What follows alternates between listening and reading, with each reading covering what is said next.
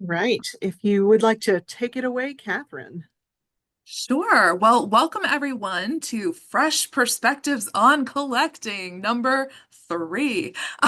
So we are delighted at Winterthur that Allie has been working on this new and exciting series, focusing on just thinking about what collecting means today and inviting people into this conversation.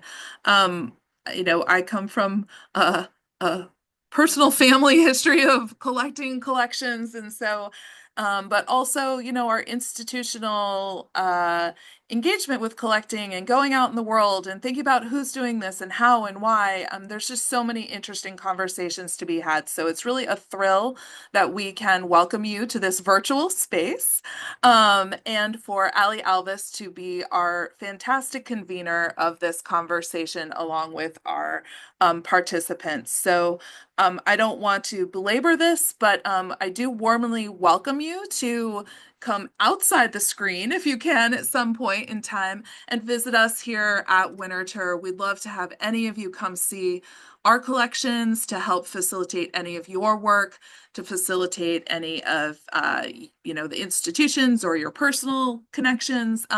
If they just want to come and have a lovely day, it doesn't have to be for any grand projects. But we're here, our doors are open every day of the week from 10 to 4 and on most days of the year. So we'd be delighted to see you. But thank you again for joining us for this important conversation today. So take it away, Allie. Okie dokie. Thank you so much for the introduction, Catherine. As she mentioned, my name is Ali Alvis. I am curator of special collections here at the Winterthur Library. And this is session 3 of Fresh Perspectives on Collecting. So we are joined today by 4 fantastic collectors doing all sorts of really interesting things. And I will get to them in a moment. But I first wanted to share the Winterthur land acknowledgement. We acknowledge and honor the Lenape who inhabited the lands of Winterthur and what is today northern Delaware and Pennsylvania prior to European contact. Lenape lifeways in Delaware once included activities along large drainage ways of the Delaware River and the Brandywine. Smaller bodies of water, such as Clenny Run on the Winterthur property, were likely to have been grounds for hunting, fishing, and gathering activities. May we remember the meaning and sacredness of this land for the Lenape who once made it their home, and for the value it holds for all of us today. And now our wonderful speakers. So I will just give them a quick introduction and then they will be able to give themselves a much broader introduction. So we have Angelina Coronado of Columbia University, Megan Dorsey of Everthine Antiques and Stationery, Kimber Van Heukelom, who is a 2025 graduate of the University of Iowa School of Library Information Science, and Amanda Zhao, who is at Georgetown University and is the winner of the National Collegiate Book Collecting Prize. So starting with Angelina, just tell me a little bit about yourself and how you work with slash build collections, whether those are your own collection or collections you work with or collections you're building to sell or just any sort of collection. So, thank you for inviting me to this event today. I'm really happy to be here. So I'm a PhD candidate at Columbia where I focus on the lives of free people of African descent in the early Caribbean between the 16th into the very late 17th centuries. And my interests in the rare book world emerged out of my historical interests in early modern print culture that has to deal with the formation of race and identity in the early modern world. And so given that, I had the opportunity of working with a company just based outside of Boston called Patrick Olson Rare Books, where I produced a catalog called Manifold Lives, Race and Identity in the Early Modern Atlantic that focused on a bunch of works that pertain to that subject matter. And so my interest in collecting pertains to those subjects. I'm interested at the moment in some more canonical works, kind of like Rousseau, Jane Austen, some of the 18th century sentimental writers and thinkers through the lens of free people of African descent in the Americas who might have and who did collect and read such writers. And that's something that I'm thinking about through my dissertation, but also just in general as I like continue venturing through the rare book world. Thank you. I can't wait to read that dissertation. Megan? Yes, thanks for inviting me as well. This is really exciting. Well, I am a collector and a shop owner at Everthine Antiques. My collecting started when I was little. I spent a lot of my childhood in Chicago and my grandmother's old brownstone. So she had like a ton of just beautiful old things that I would just get lost in, and she would let me take one thing home, like with every visit. So it started with little pocket watches and costume jewelry, and now I'm collecting, antique books. I love those little lap desks, all things writing, ephemera. The way I go about my collection is very intuitively. It's just basically how I just feel. And also with a lot of patience because I'm not rich and I'm willing to wait for what I want. And yeah, so I just need to be decisive with that. I also collect because of it's important for me to see like tangible images of my people just existing, not like how it was in the history books. So I love, collecting scrap albums of that. So, and I designed my own stationery in the likeness of people of color because that wouldn't have happened back then. Sometimes it did. I have found some things and we can maybe get to that later, but I'll leave it there. Thank you, Megan. Kimber? Hi, everyone. I am delighted to join the conversation today. I have worked with collections in a couple ways, mainly by processing manuscript collections for the State Historical Society of Iowa and Iowa State University Special Collections and Archives. I've also helped build inclusive book collections for Diverse Bookfinder, where I search for and evaluate titles to add to their collection of BIPOC youth books. And in my newest archival role, I just started reprocessing the archive of a historical house museum that primarily documents the owner's art and furnishing acquisitions. I too do some personal collecting, and that usually stems from my pastimes and my prior profession in publishing. My first job out of undergrad school was an associate editor for Better Homes and Gardens Special Interest Media. And that sparked my interest in 19th century women's periodicals like Godey's Ladies' Book, as well as the women who edited them. I also love to collect antique quilts and Victorian trade cards. And thank you again, Allie, for inviting me to participate in today's conversation. Thank you. And Amanda. Hi, Ali. Thank you for inviting me to this panel. And I am a student in the Georgetown SFS. Currently, I'm going to be a junior, and I collect military histories, mainly written by those who have experienced war firsthand. My interest in military history began with my father because he was interested in military history, and rather than telling me, reading these stories at night, he would tell stories of people, acts of heroism, acts of humanity in times of war. And a specific history that really struck my interest that isn't really talked about in the West necessarily were the German military advisors businessmen businessmen in Nanjing during the Second Sino-Japanese War. And so in particular was the case of John Rabe, who was a businessman who he was heavily in the Nazi Party, but he believed that Hitler would want him to save the Chinese population from Japanese brutality.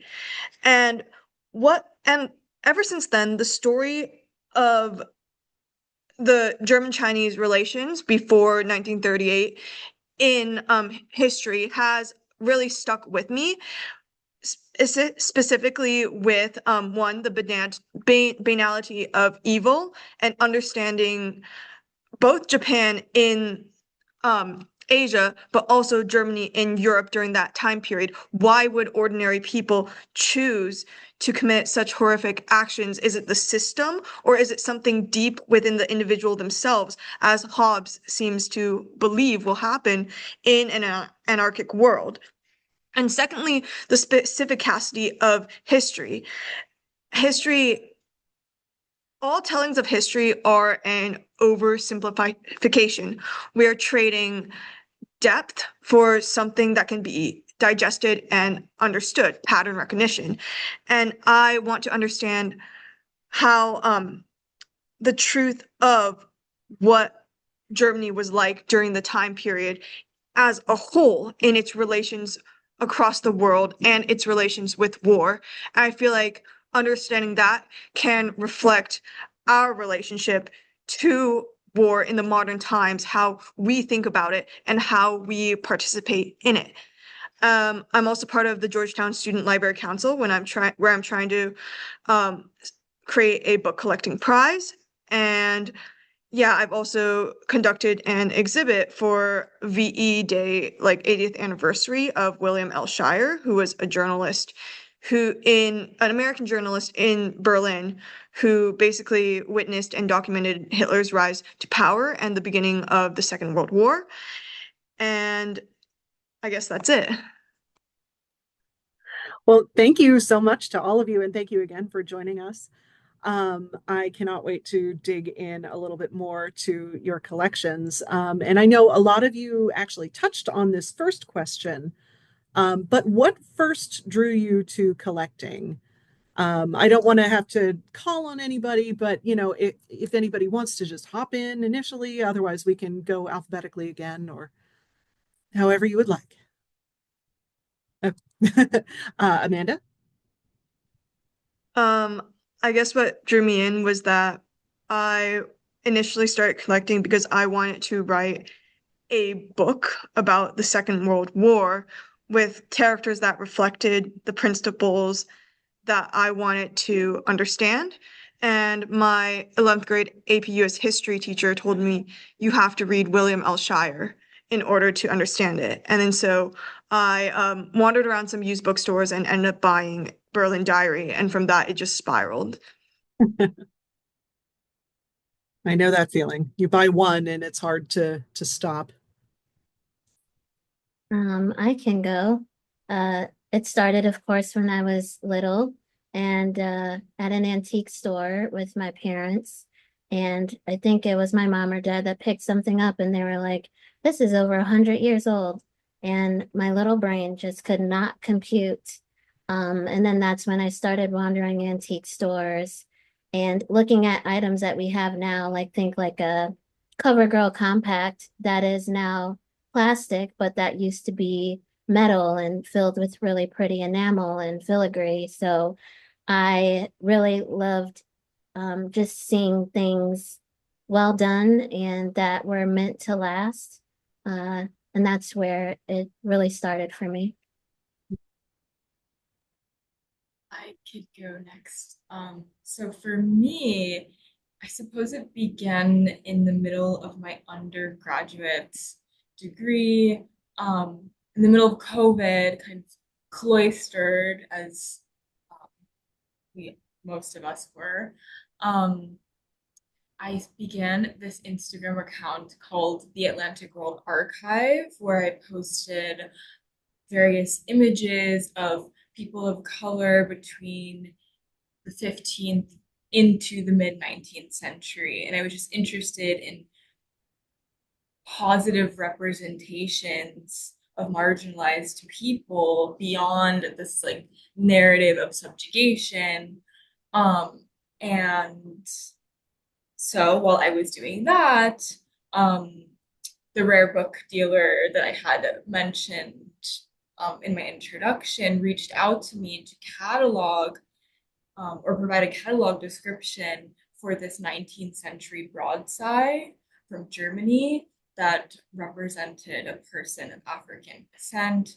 And he asked that I contextualize it, and I had a lot of fun just with like the just the profession of the rare book trade and the rare book world. I think really I found it very grounding amidst the heavily conceptual nature of, I guess, academic research. And so I stood, I kept in contact with that rare book dealer throughout my undergraduate degree into the PhD. And I just love, maybe this isn't the right word to use, but the kind of scrappiness of rare book dealers. I just That's love, the right word. I love that they're such a bookish, erudite community, but just so real. And I think I really needed that during that time in my life where I just went straight into the PhD without much thought of like the how practical I can be sometimes. And also I wonder to just like looking into my background a little bit, like my family's from the Caribbean, from Latin America. And so I guess that ethos of a kind of like, yeah, the practicality of work, um, but also the intellectualism that I desire. Um, I really find that to be present in the rare book world.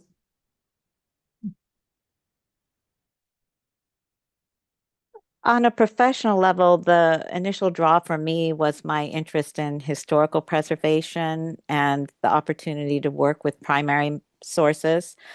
I think that's because of how those materials spark such meaningful connections with the past. I've always kind of been, even as a kid, so I am just drawn to antiques or objects with a long story to tell. One of the first collections that I processed was the Civil War correspondence from an Iowa soldier to his wife. And I just remember marveling that I was holding the same letter that he penned 162 years ago. So that same sense of awe that Megan described earlier. I do think my curiosity also drives my collecting.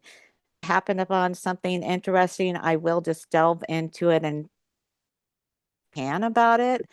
So when we moved into our old Victorian house, we found this 19th century advertisement for acorn stoves in the attic, which was in the shape of an acorn, by the way. And that is about advertising during the Victorian era. And before I knew it, I was collecting Victorian trade cards, which were the primary mode of advertising back then. And for anyone who's not familiar with them, Victorian trade cards are like these small advertisements that were distributed by businesses to their customers from the mid 19th century through the early 20th. And what really made them appealing was their fanciful designs that would often romanticize the product that they were advertising, which you can kind of see in this example. And being a sentimental person, I love that. So that's what drew me to them. Yeah, it's hard not to be sort of wowed by Victorian chromolithography. It's just, it truly is like looking at little gems. Yeah, it's hypnotic. So next question. We talked a little bit about why you got into collecting, sort of the past. But what are your goals for the collection that you're building or hoping to build or are, working with actively now?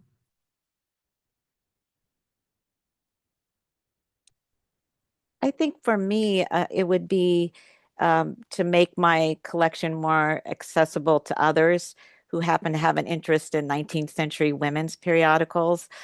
I would love to create a digital exhibit that's built around that collection and the women who edited those periodicals. It would be a great place where I could unite all those different elements of the collection, maybe interesting excerpts from the publications themselves, illustrations of the editors, even some trade cards that advertise those particular publications. Um, One of my favorite course projects from graduate school was crafting a digital exhibit with Omeka. My professor Colleen Tyson, who I think might be here She's today. here. Yeah. Oh, great! She taught this course, and some of the best advice she gave me for this particular assignment was tailoring my focus, because at first I thought, oh, it'd be great just to explore the history of the sewing machine, since I was an avid sewist and crafter. That was the first thing that came to mind. But she really told me the importance about it, tailoring that focus, and it made this process a lot easier. So I ended up choosing to spotlight the sewing machine patent wars of the 1850s, which was kind of this war of wills between four flamboyant sewing machine inventors who were fighting each other over patent rights to manufacture their machines. And what I discovered was that I really love to tell the stories behind the collections by weaving those words and imagery. Megan. My goal is kind of selfish. It is 100% from me first. I just love collecting, and again, looking at Black ephemera in photos has really changed like how I see myself. And I just collect so many beautiful images, and it just fills me with joy. Secondly, I just love things well done and things that were done with care. So I like to um, imitate that with friends and family, whether it's writing letters, or my gifts are often old books that I find for people, and I wrap them in a very, in my kind of way. People get weird about it because I don't think people are used to so much thought being put into something. So, and I guess secondly, it's for everybody else who's like willing to rock with me and like in all that I do. And then I guess the third goal is just um putting it literally all out there in the way that I do. Um and yeah, that's it. Yeah, if you don't follow Megan on Instagram, you should follow Megan on Instagram. Her Everthine Antiques account is super duper cool. And yeah, it's great to sort of see what she's working on. Thank you. Amanda? For me, my goal is to have enough books to cover every aspect of the subject that I am studying, which is mainly Japan and Germany in World War II. And this is because I want to understand what motivated people during that era. And in order to know this, I would have to understand for soldiers military doctrine and like strategy, as well as how they lived and overall the philosophy of the people of the time and history and memoirs too, because they show people on a more human level. And yeah, I guess that's it. I guess one thing that I did notice was that I books are the only medium that I can really use, because I did try to learn more about the period through YouTube videos, but they lack the depth that I gained through reading, because most of them were extremely broad and just covered like 20-minute overviews of the battles. And it was basically the same topic for each channel, but they still got millions of views. The joy of modern internet. So I'm just thinking about these books, early printed material as pedagogical tools. Of course, part of the PhD at Columbia is teaching undergraduate students, and I want to find ways to incorporate books, whether it's the books that I collect, it's the books that appear in the syllabus and various collections in the New York City area might have. Um, I I'm thinking about them as pedagogical tools. I'm also thinking about my experience with these books as like just being in the same room as like a Gutenberg Bible or like a first edition Jane Austen or something, like to use very canonical examples, it makes you feel almost like, oh, I'm capable, I belong here, I belong in this space, I can handle these works. I remember I keep on referencing the work I've done with this rare book dealer, but he had sent me all of the books, all like 12 or so, 12, at least 12 of the books that I was working with for that specific catalog to my house. And I had never handled um books from such an early period. I didn't even know that someone would trust me with those materials.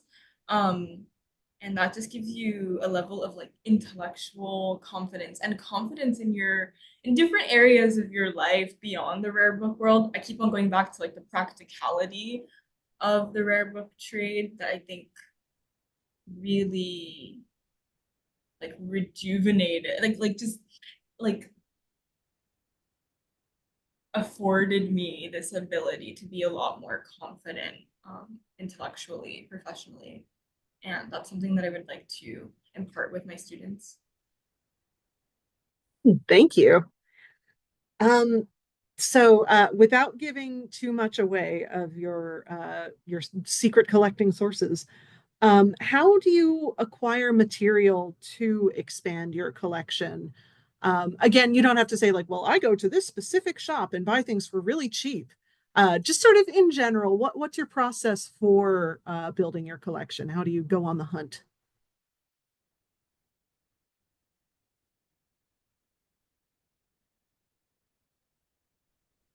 The institutions that I've worked with build their collections through a combination of donations and purchases.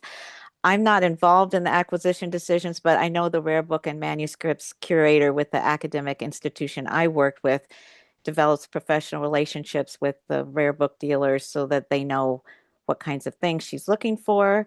But I know she also relies heavily on donations. For example, Iowa State University Special Collections stewards a large number of community cookbooks, and they get offered a lot of donations for that collection. I think their manuscripts and archives are primarily acquired by donation as well. Um, However, if it's something that intersects with an underrepresented area in their collections, she would be more likely to purchase it as long as it has an Iowa connection. So maybe something like it's the notebooks of a woman in science or engineering. Um, for my personal collecting, I find things in all sorts of places. I've found a lot of my antique quilts at flea markets. Um, I've found a bunch of books at this huge annual book sale we used to have in my area. And I found my first two Godey's Ladies books in this dusty corner of a local. Well, I mean, I call $20 per volume pretty affordable, but I can only find so much locally. And if you don't do that, you're overlooking a lot of great finds. Hmm. Megan? Same here. I go everywhere. Um, don't be unmotivated. Even if you see someone that looks like they want the same thing that you want, they probably don't. I think we're in a very niche field. I do feel like that when I'm thrifting though. Like I see like a cool girl, I'm like, darn it, she got it all. But don't feel that way. I also go to like in a lot of estate sales, um, church flea markets, used book sales. Um, Online can be kind of hit or miss. There's just people with deep pockets that will bid all the things up, and it's like, fine, sure. But I have found some really nice things in very local auction houses. Make sure they're very, very local, like so local that their website looks like it was made in like 1995. I think find some really good finds there. antique stores, of course. With a lot of the Black ephemera, I find a lot of it is just in this section that you probably all know called the Blacks. And I'm just like, okay, fine, I'll look. It's just, the how it is as a person of color going to the antique store. Sometimes these things are kind of overpriced, and sometimes you could just find them in a pile. So I just say, look wherever you go. If you pass anything that looks like a flea or antique store, give it a try. You might find something.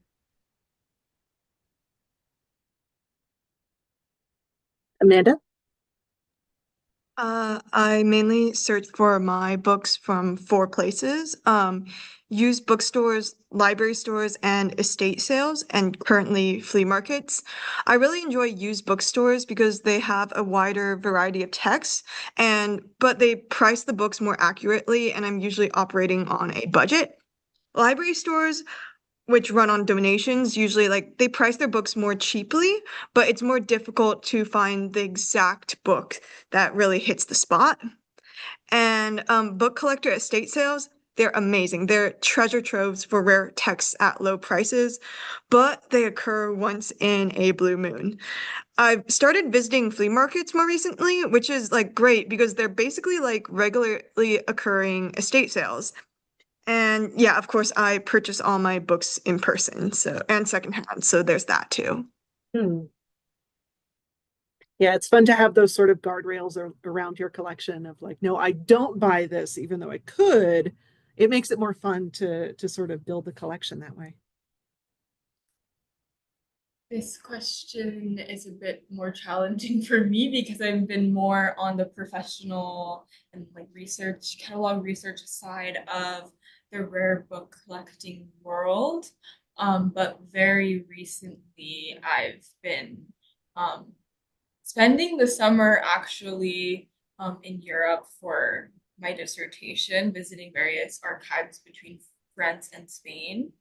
And I suppose I can get more into it when we start displaying a part of our collection today.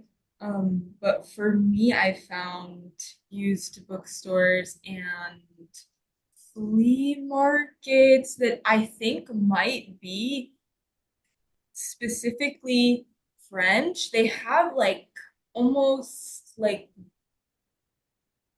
flea markets that are only books, like only book selling. Which I'm not sure. I've never seen that in New York. I've been to the New York Book Fair, but that's not a flea market. That is not a flea market at all. That's a complete like I feel like my point is like my entryway into the rare book world has been almost like yeah, very very professional, and so it's the past month or so it's been a bit more, I don't know, venturing um beyond that. Hmm. Thank you. We've talked a lot about sort of you and your collections, but I think as we all know, and as some of you have already touched on, you don't start collecting just one day out of the blue. So what is something or someone who made an impact on how you collect or how you think about collecting? Amanda? I guess for me, it's this dead professor of Scottish history that I went to the sale of his estate because through browsing his books, I really got to know him as a person, where I noticed that he would always sign his name on the first page of each book, and for his histories would stuff them with newspapers about events related to the subjects. And you could really see that he was someone who was educated, who cared about the preservation of events. And it was something that I admired. And I got to learn more about provenance, which is like the history of a book that you collect. And I think the Grow Their Club, they're trying to host a collection about that in 2027, which like club members can donate their works to be exhibited. And Yeah, and even to this day, sometimes when I'm wandering around DC to like various rare bookstores, I run into books that have that same signature and those like news clippings, and I immediately recognize, oh, hey, it's you, like an old friend, kind of. And I guess the other thing is that book collecting has helped connect me with people because I'm someone who has social anxiety. And sometimes, if it weren't for the fact that strangers would just see me reading my war histories in public and decide it was enough of a curiosity to come up to me and speak with me, there would have been so many wonderful people that I would not have met otherwise, and so many life lessons I wouldn't have gained. Like, I guess a really good friend of mine who's also a colleague, he like just one day sat down and asked me about a book that I was reading, and we ended up recently during Christmas having a book exchange where I gave him the book that meant the most to me, which was War and Peace, which I like blazed through in middle school. I really wish I had that energy to read right now, and he gave me the books that meant the most to him, which were Knowledge and Decisions, Bonfire of Vanities, and The Idiot, because he calls me Dostoevsky's idiot a lot. So, yeah.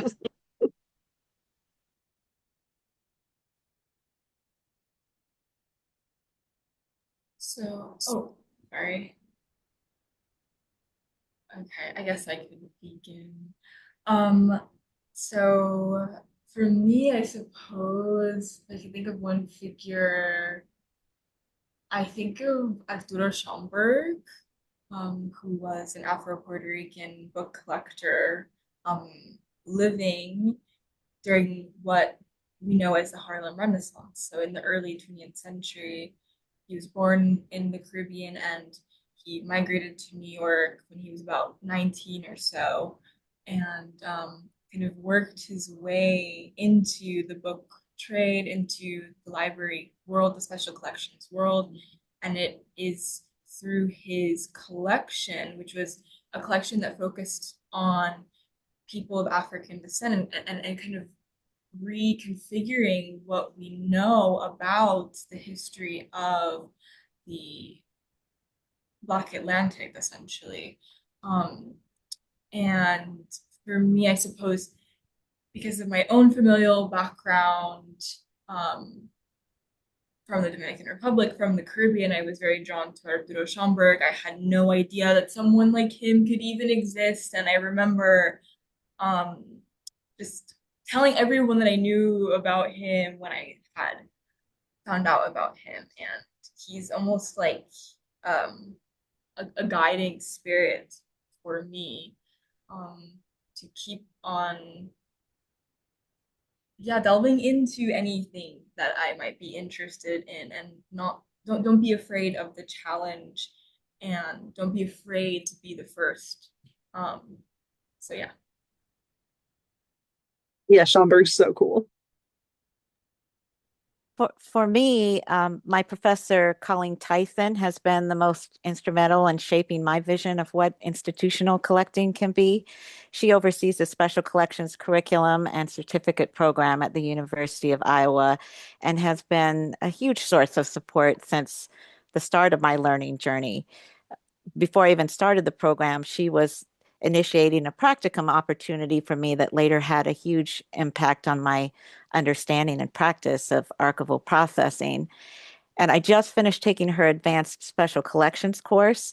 And the really great thing about that was that it focused on collection development from a very practical standpoint, the practitioner's perspective. So a lot of skill building activities like teaching, which is part of a curator's responsibilities, but it's not a skill taught in most LIS schools. And our peer teaching assignment had us develop a lesson plan and facilitate a 30-minute class session based on the weekly topic. Uh, Another thing about that course that I really enjoyed was the guest speakers. We had 6 professionals come in, talk to us about how they approach collection development in their institutions and businesses. These were curators, rare book librarians, a leader in reparative curation, a rare book dealer. So hearing from people in the field was really helpful in bridging theory and practice. And the other thing I really appreciated about this course was that it advocated for a more expansive view of what constitutes cultural heritage, what's worth preserving. And that's not just the personal papers of a prominent politician or the first edition of some literary classic. If we're going to be more inclusive about collecting, that means reevaluating traditional archival values and practices, or also thinking beyond the traditional paper-based materials that a lot of special collections are associated with. So one of our tasks was to explore a totally different format. And that took me on this hunt to find examples of quilts and special collections, which is harder than you might think.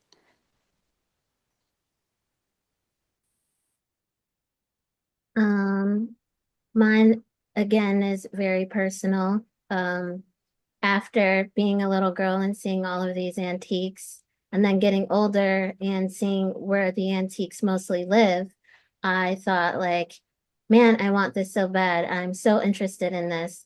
And then going into like the legit antique shops and seeing those prices, I'm like, I can't, this isn't for me. And then just seeing a lot of the images and the paintings, once again, thinking it's not for me. But then I'm like, no, it is for me, and I'm gonna make it for me. So I will say, like, just seeing older generations' collections has been very inspiring. But also, there's like a kind of like a tough kind of reconciliation I have to kind of constantly do, like all the time. And many of these older generations have been very kind to me. Others have been rather condescending, which I get, but I don't get because like it's just like read the room. It's very, you don't have to look at the color of my skin. Just literally, sometimes I'll have like an antique pen around my neck and it's like context clues. But anyway, so that has inspired me to just kind of hustle. So I would say also younger generations have inspired me the way that we hustle because regardless of race, we're all like kind of broke. So we find our own ways of getting the things and the look that we want. And it's such a great community, especially on Instagram. We all work together. We're all like internally like, is estate sale Joe there? And like, just the characters and stuff like that. So that has really inspired and informed and made an impact on how I collect. Hmm. Actually, I'm going to ask you guys all kind of individual questions now, but starting with Megan, carrying on from that, could you tell us a little bit more about your making your own ephemera, altering sort of historical stuff to make it actually so you can see yourself in it? I think that's just such a cool project. Yeah, thank you. Man, the yearning is real when you are a person of color, but you love antiques and you appreciate even like Western culture and the way like you think. And then, we can also go back to a lot of that was stolen, but you all get what I mean.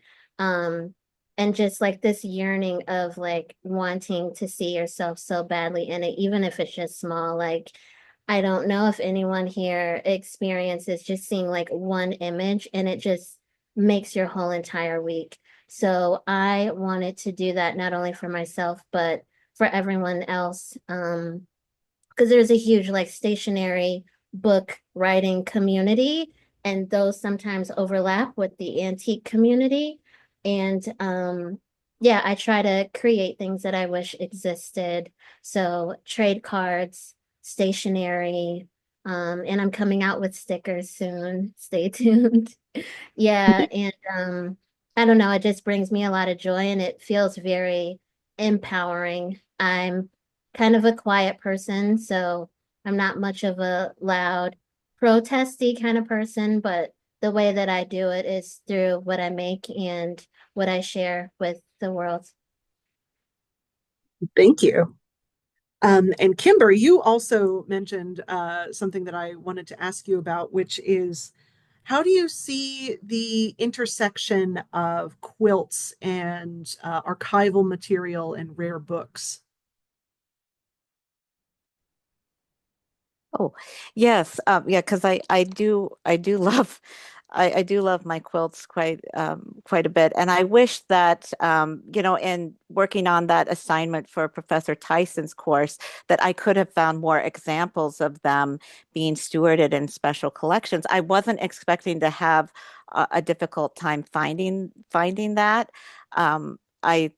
I could find lots of examples with like museums and various other types of cultural institutions, but we were trying to focus directly on on special collections. And I think quilts are so tied into the to cultural heritage in itself when I think about the traditions of the women who created these and just studying quilts of the 1800s, seeing the kinds of basically color palettes and techniques that went into this as well. And I think what I'm thinking a lot about with quilts and cultural heritage too, is the possibilities for oral history. Um, I I actually worked with a classmate, Meredith, who works with the Quilt Alliance, and then I think that's one of the largest quilt oral history collections right now and projects that are uh, going on. And she actually conducted an oral history interview with me. So in the process, I realized, I guess I'm kind of cultural heritage. I mean, it was about documenting my quilt journey and what got me started on that creative process and what speaks to me about quilting, because this has been an ongoing journey for more years than I care to admit, but it's very much, I think, connected with cultural heritage. Hmm. Thank you. The Winterthur has obviously, we have a textiles department, but we have one quilt in special collections. Oh, It is a doll quilt. oh, And there's very little information about it. It's very cool if you want to talk more about it sometime. I just stumbled upon it one day digging through boxes and I was like, oh, huh, we have a quilt.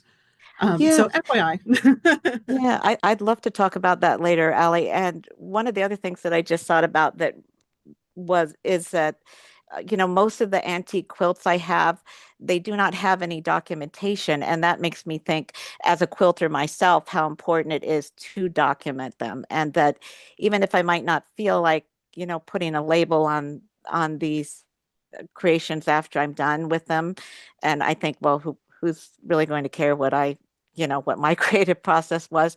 I make it a point to, just in case, sometime down the road, someone wonders what I was thinking as a quilter. Thank you from the cultural heritage professionals of the future. Amanda, as the winner of the collegiate book collecting contest, I was wondering what sort of spurred you to apply to the collecting contest in the first place. I guess it began when actually this kind of ties back to the book that I think I value the most in my collection, which was Revolt in the Desert by T.E. Lawrence. He was this British officer that operated in the Middle East during World War One by living with Bedouin tribes and understanding their culture to the extent a British man can, and organizing them to fight the Turks, and he really established what modern counterinsurgency doctrine is about. But anyways, that's a side tangent. He's really well known for writing Seven Pillars of Wisdom, but and he promised not to publish that until he was dead.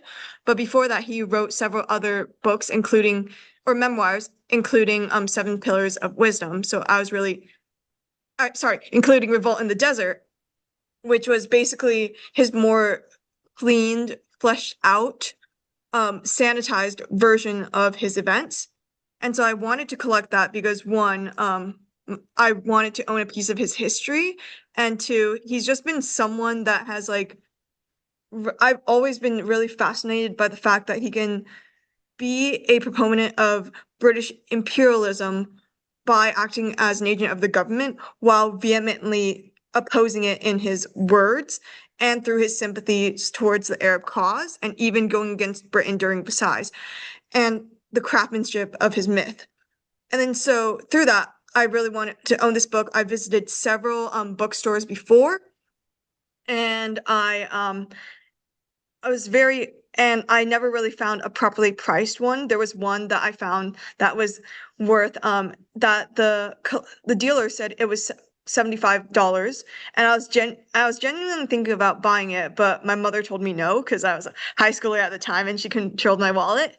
And I ended up showing him the pull-out map. I don't know why I did that, but apparently the next day he upped the price to 110 and immediately sold it.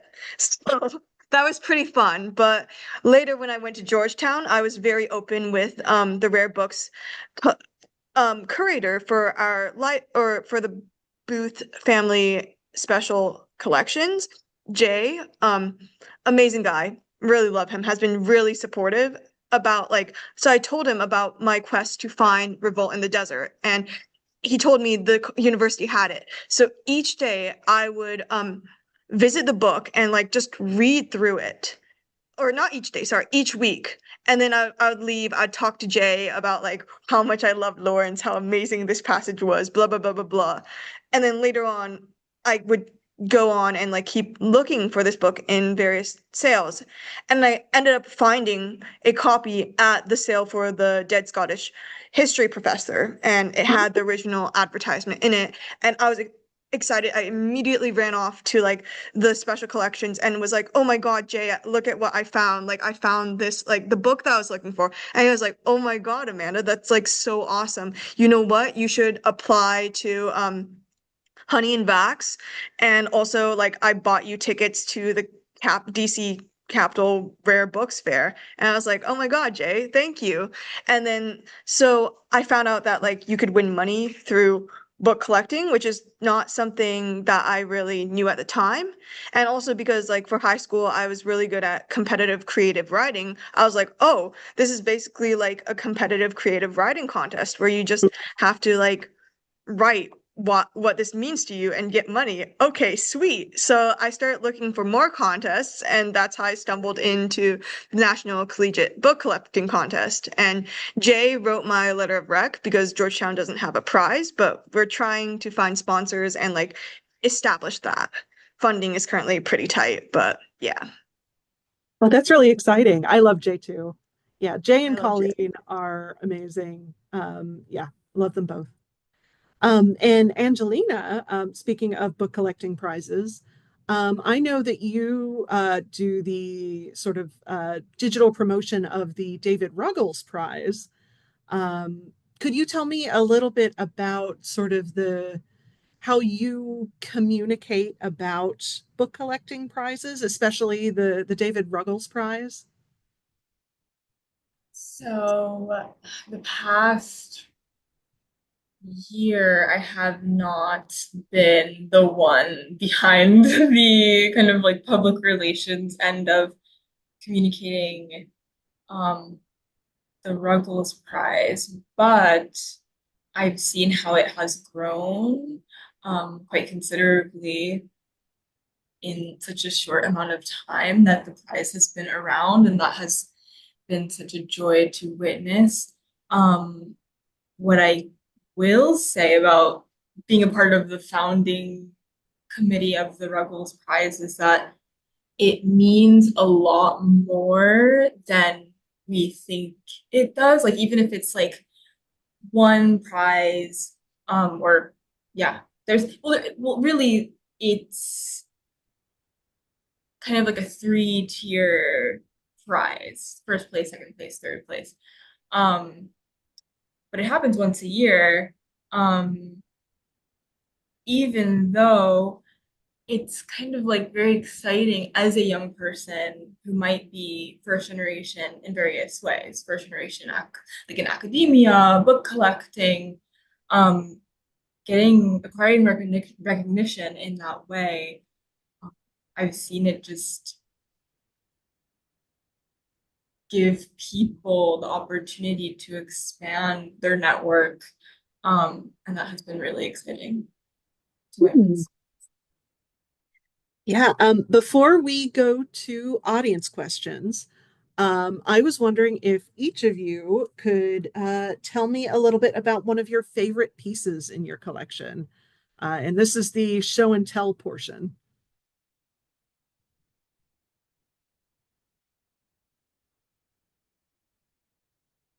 Megan? This one is one of those antique standard diaries. But what is so special about this one is that it has not been written in at all. It is like completely, what do they call it? Dead stock. And I'm just like, and it's a thickie. Like, look at that with the marking on the edges. Like, and I've had this for a couple years and it's like, should I write in it? No, that was like, that's like, no, I can't explain why. It's not clear why. I just know that I don't want to write in it. So, but I just, this is just another example of something well done, very practical that will last forever. Because I have a couple of these in my collection that are full, but never one that is completely unused. So It that looks one, so fresh. It looks like you just bought it at I know, stores. like, I know. Yeah, Hmm. thanks. Yeah. I can show my collection piece. So technically, this is the first of my own. Like I said, I've had experience cataloging a whole lot of old things that I would have loved to have in my own personal collection. Um, but in being in the south of France for a few weeks and visiting one of the like book um how would I describe it? Like book um flea market style events, I found kind of like the first part of a complete works of Rousseau. And this one, so I could show you Ah, I have two volumes here, and it's his political writings. Um, and it was published in Lyon in 1796, about 2 decades after his death. So it's not contemporary to him, but I just like the idea of being able to one day, like little by little, have the full collection. Um, and like I said in the beginning, I'm interested in kind of canonical works and kind of studying them and thinking about them through the lens of the early modern Caribbean, the early modern readers of the early modern Black Atlantic. And so I do want to one day come across a work like this that might have been owned by someone that I've been the people that I've been studying. So yeah, for now it's just Russo um and I. But those are pretty red edges on that. I love those. yeah, it was really cool. I can share something.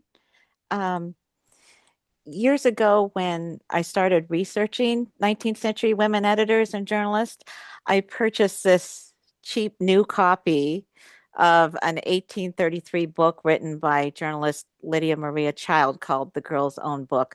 I think you can still get this for like $3. It's very inexpensive, but it's this really sweet little book of activities to entertain young girls of the time period.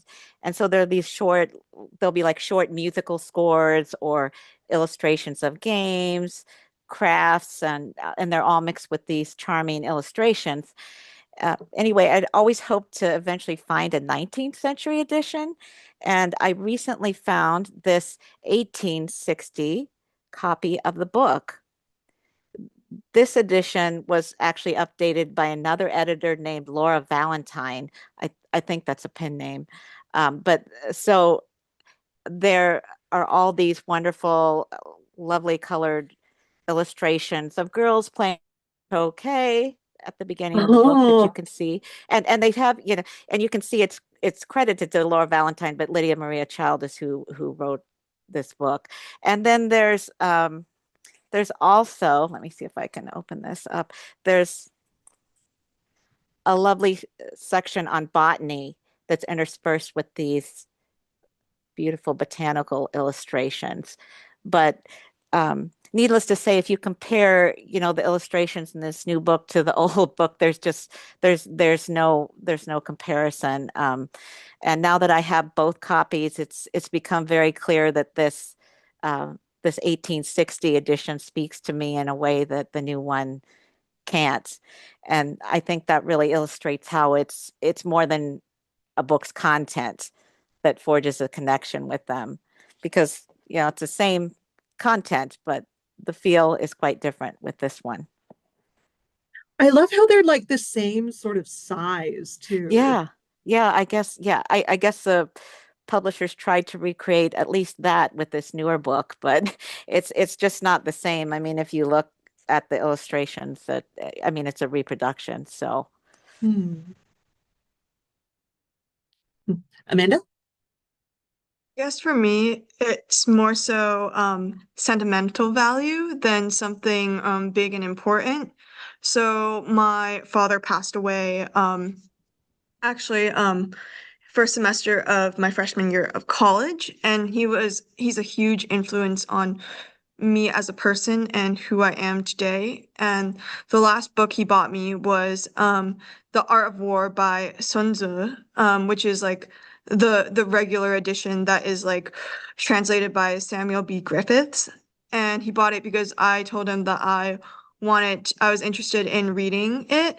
And I can't really read Chinese very well, so he bought me an English version for my final birthday with him.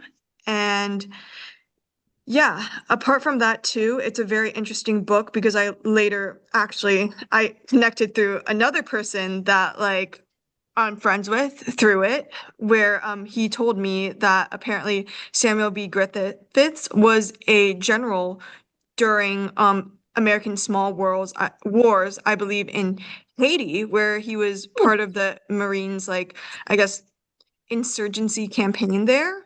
And he was very interested in Maoist doctrine and that stuff. And then so he also translated on guerrilla warfare, which was Mao's handbook on counterinsurgency, which to this day, a lot of like, especially it's the basis which most of our counterinsurgency doctrine comes from countering this book, and most insurgencies around the world, especially like during the Cold War, were based around the Maoist doctrine. And then so, yeah. Oh, interesting. It's cool how everything sort of came full circle there. Hmm. So now is an opportunity for audience questions. If you would like to raise your hand using the raise your hand feature or pop something in the chat. I also have lots more questions to ask if nobody steps forward immediately. But I would love to have our panelists have an opportunity to talk with our audience. I see somebody. Heather? Yeah, thank you so much, everyone, for this conversation today. It's been just awesome hearing about all of your personal collections. So I have spent a decade as an archivist at a regional art museum, and just about less than 2 years ago became the rare book curator at our public library in Buffalo, New York. A rare book collection in a public library itself is pretty rare. We're one of only 25 public libraries in the country that has a rare books department. And so I admit, going from being an archivist of 19th and 20th century regional archival materials that that are relevant more to our community, and no one thing is that valuable, yet together the context of the whole is irreplaceable, right? And so now I've come into this sphere where everything in my world is stored based on how much it is valued by. And I admit, as a inherent anti-capitalist, it's kind of uncomfortable to sit with that, right? I like to say I'm an anti-capitalist, but not an anti-materialist, right? I love stuff. hey, the, values and worth and all the, hidden liquidation of funds that are wrapped up in this field, as well as the art fields and all these different aspects too, right? So I do try to hold those parts of the narrative of how these collections were formed as well. So all this being said, I did want to kind of come back to what Kimber said, and I had posted in the chat. In my role here, I do curate with these rare books quite a bit, and I curate for the general public. And yet, I admit, that any given page of a rare book is not always that enticing to look at. You look at a page, it might have a lot of text on it. If you're lucky, you got some images in that book, but not always who's to say. And so I guess what I've been reflecting on is that, like I said, we in this role of curator, it is my job to tell people what to think about these things that they're probably not going to read themselves, either because they don't have access to many of these books, or it is just, many of them are quite wordy and it's not what our general public is going to do a deep dive into. And so I guess I'm reflecting on the responsibility we have of articulating what these things are about in maybe that summary form.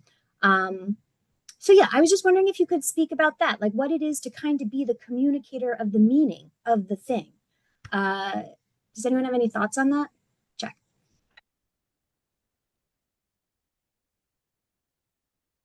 This is making me think about the word responsibility that you just used. I absolutely think that that's very true.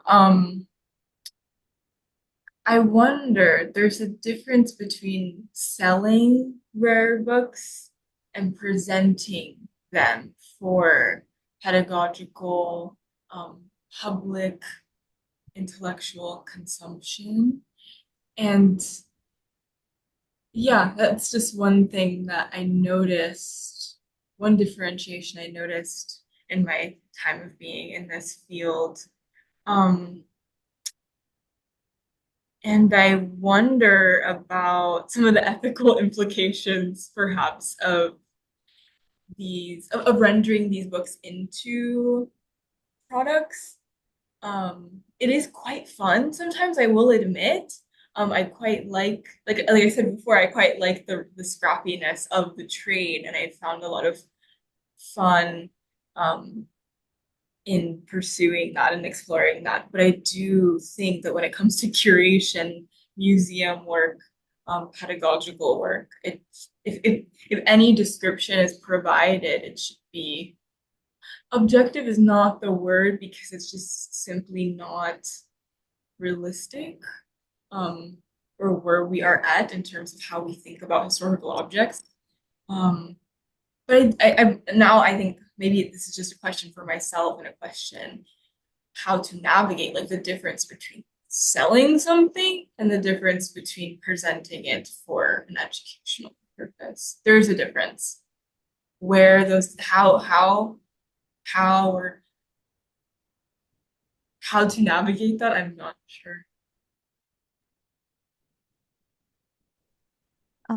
One thing I was thinking about how it's really part of our responsibility as curators to keep looking for opportunities to surface underheard stories in the collections, or to create space for ones that aren't even there. For example, I was processing this collection on an Iowa family earlier this year, and the State Historical Society had acquired it largely because of the log cabin they built in 1867, which is listed on the National Register of Historic Places.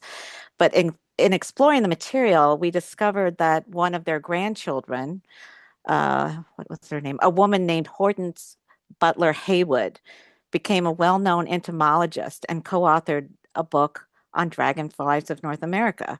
And those details could have been easily hidden in the collection. So we made it a point to highlight her contributions to the entomological field in the catalog record. It's really important to provide those access points so that people can find those stories and hopefully write or teach about them. So I think that's an important component of being a curator. Amanda? On one hand, I can kind of see, I guess, the capitalist aspect of dealing in secondhand books, but I do think overall, dealing in rare books is anti-capitalist in a sense that because you are one, preserving books that the capitalist system may have forgotten because they don't necessarily bring the producer profit. And two, also in this like world of greater digitization, you get to own, like, I guess, the material aspect of a book, disregarding like the company that may have it, in the sense that, like, what I'm trying to say is that currently I don't really like buying things on Kindle because Kindle has a habit of deleting certain works from consumers' libraries, despite the fact that the consumer technically purchased the book. So it calls into the question, do you even own anything online? And especially with the fact that since February, Kindle has outlawed downloading books from your library onto other devices, so that you have to either continuously pay the subscription to it, and even then, like, those books might lose their license, or for some reason Kindle decides it's not necessarily, I guess, for them, they don't want it to be accessible and take it away. So I guess that's my perspective on the matter, as in regards to, I guess, interpretation of what books are. I think it's also important to collect works that are necessarily controversial, that you might not subscribe to, just so that, because for me, I collect things from history, and that period in history isn't necessarily the best, and the people do not necessarily have the most correct ideas. But it's important to still retain those ideas, because you're able to take it within the greater context of history from the other material that you collect and read, but also so that people, as a reflection of how people can become, so that people in the future can understand the dangers of things like authoritarianism or racism, and the type of mindset and the situations those can create.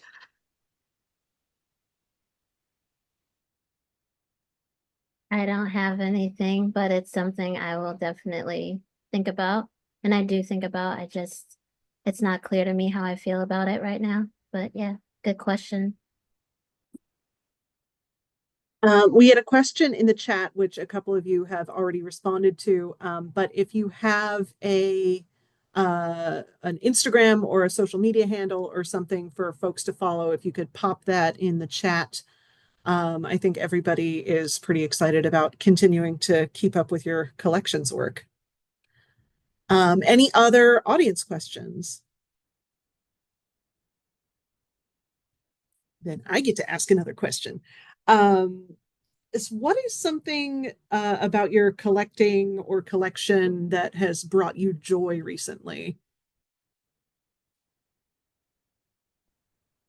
Definitely for me, one of the most gratifying things about building a collection is the chance to provide reflections for people to see themselves, and especially those who have been underrepresented or excluded.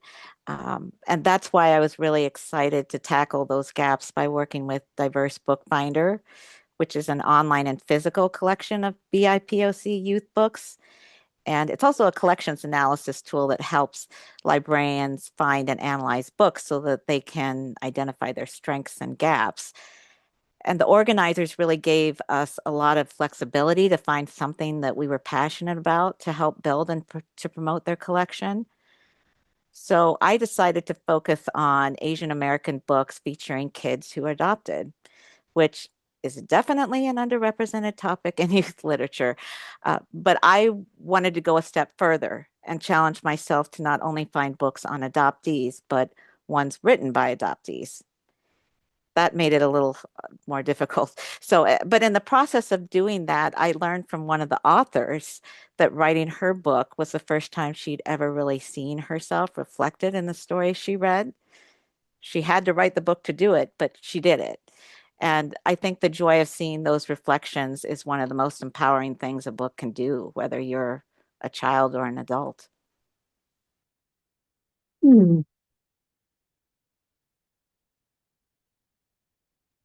I suppose for me, it would be just being like working between, or rather witnessing the rare book trade and used bookstores in New York compared to European cities.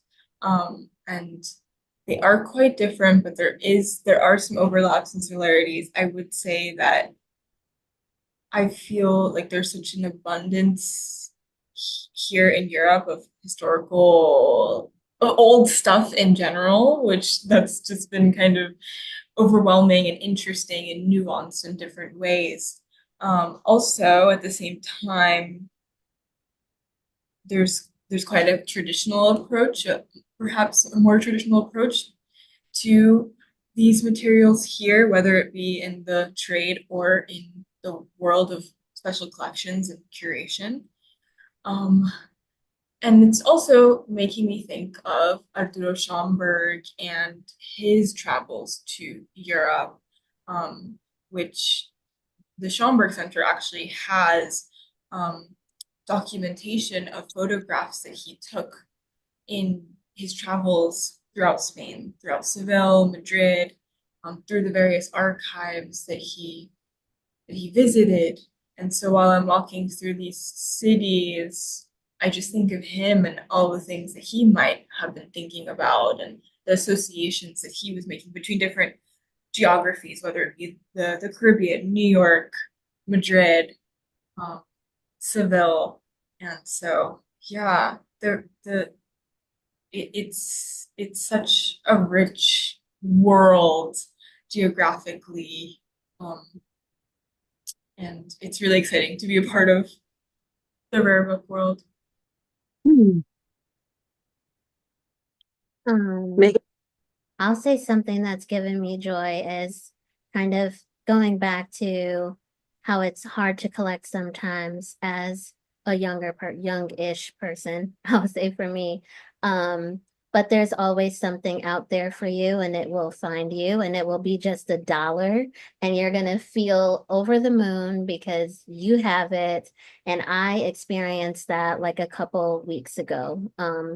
And it's also just a word of advice, have a very broad collection subject area because 9 times out of 10, like collecting is already very niche, but it can get even more niche. Like, I don't know, like fountain pens and cameras are very intimidating to people because many of them don't work. Even old books are intimidating to people. So I say like, yeah, it gives me a lot of joy knowing that there's still stuff out there for everybody. Amanda?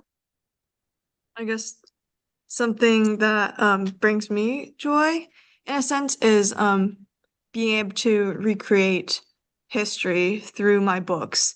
And just whenever I read something, because I am building my knowledge base, I'm able to be like, oh, this is tied in to this topic from this other book, or didn't this book say something that completely contradicts what I'm currently reading? And just to be able to engage with my text at this level, I feel like I'm always discovering something new to think about and consider, and I'm creating knowledge in and of itself. And that's always something that has brought me joy and made me excited. Hmm. Ariadna says in the chat, I recently got into rare books when by accident I was able to buy a first edition poetry book from the 40s at a garage sale for like $2.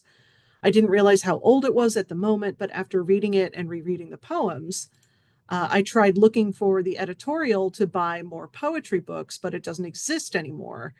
I looked for the collection of poetry books it says it's from, and there aren't people selling them online, which was when I looked at the edition dates. So I guess I have a few questions. How do you track down rare books? And how do you look for books that aren't really known for being disruptive?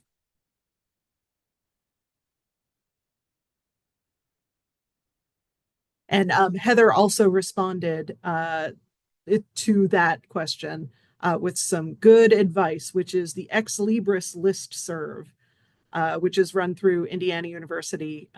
She says a lot of rare booksellers post on Tuesdays, and sometimes poetry is quite affordable.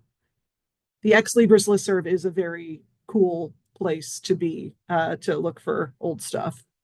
Amanda?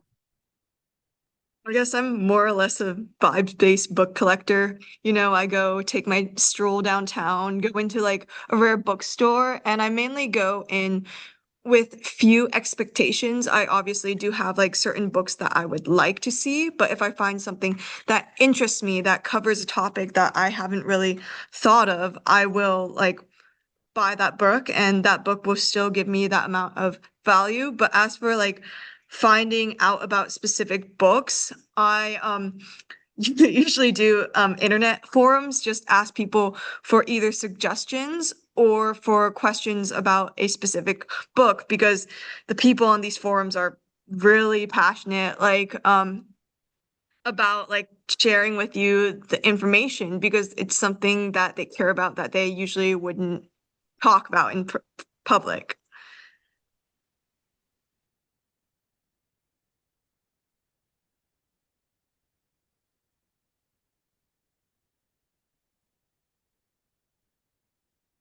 I think a lot of us are kind of vibes based. I know I am when I'm collecting. It's just kind of like, oh, I like this. Um, and yeah, when speaking for myself, I have a lot of sort of sub collections, which I think, like Megan was saying, is an opportunity to sort of broaden that horizon of what you're looking for. And Amanda mentioned earlier that she really only buys books in person.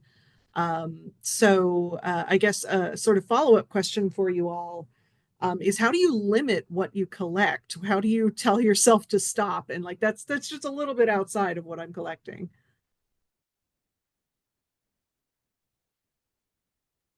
I suppose for me, if I really don't know what I'm looking at, even if I think that it, even if I think that I know, like if I really don't know, then I should probably take some time. For me, at least, the kind of collection that I'm looking to build, and personally, I would like to know the writers. I would like to know the editions and how extensive they are, if I can build upon them.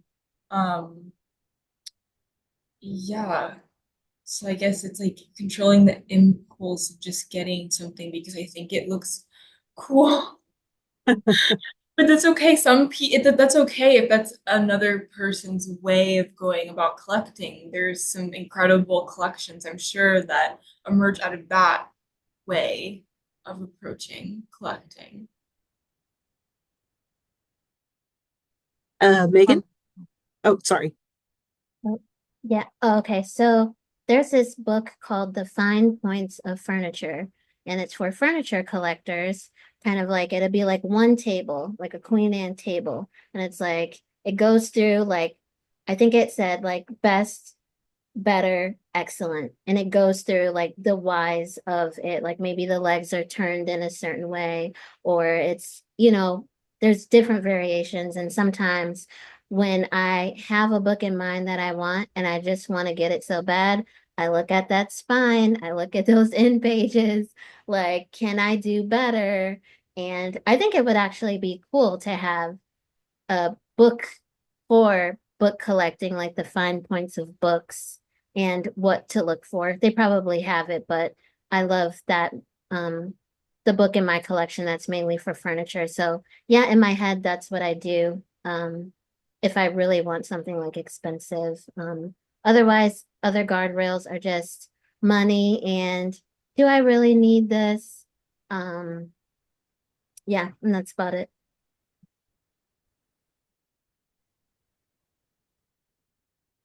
Amanda? I definitely agree with the money part, because I'm currently a full-time college student, and I really can't really expend on luxuries. And I don't really typically I don't dip into my mom's wallet, because I typically feel bad about that. So it's mainly been me buying books based on my job at school, as well as the like collecting prizes that the collecting prize that I've won. And this is why I'm like trying to apply to more prizes and like going on things like this panel, which like the like $250 is very enticing for that reason. And yeah, I feel like for me, my collection is limited by money, which is why there are certain environments I feel like I'm more conservative in regards to what book specifically I want. For example, at Rare Bookstore, I'm more likely to shelve a maybe book as opposed to an estate sale where things are a lot cheaper, where I'm more likely to buy things in bulk, despite not necessarily knowing if they fit into my collection at the very like to the very specific need. And Kimber? Yes, for me, it's more about condition because the books I'm buying aren't really that expensive, but there are not a lot of 19th century women's periodicals in terrific shape because they were really designed to kind of be tossed after they were read. Now, I only collect the bound volumes of them, so that helps the cause a little bit, but those can still be in poor condition as well.